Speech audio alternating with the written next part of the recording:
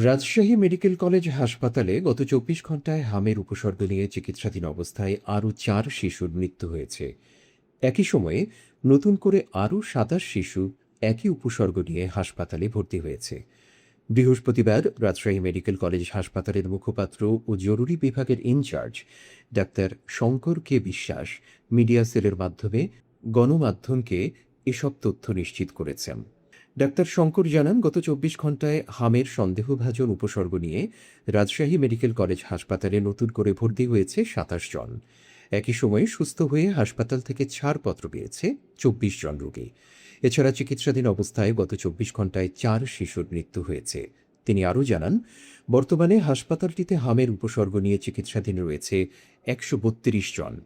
এখন পর্যন্ত এই উপসর্গ নিয়ে রাজশাহী মেডিকেল কলেজ হাসপাতালে মোট ভর্তি হয়েছে ৪৭৯ জন রোগী।